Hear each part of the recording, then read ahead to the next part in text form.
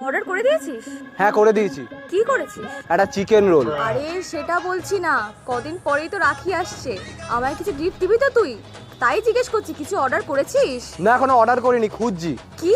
তোর জন্য সম্বন্ধ খুঁজছি, তোকে বাড়ি থেকে বার করবো। অনেক সহ্য করেছি তোকে। আরে আর কি মারিস না, সত্যি করে বল তো কি দিবি?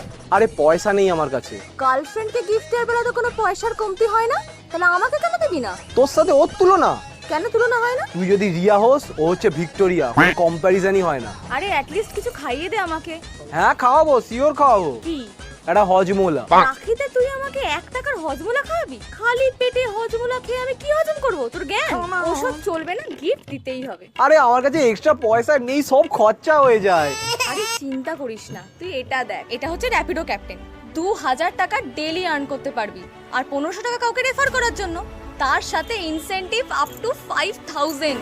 আর শোন, এবারে না কিপটিমি করাটা প্লিজ একটু বন্ধ কর। দারুণ ব্যাপার তো। এই নে তোর রাখির গিফট। বাবা, সূর্য কোন দিকে উঠলো রে আজকে? আরে র্যাপিডো থেকে এক্সট্রা ইনকাম করছি তো, সেইটা জমিয়ে প্রথম গিফটটা তোর জন্যই নিলাম। আরে থ্যাংক ইউ থ্যাংক ইউ।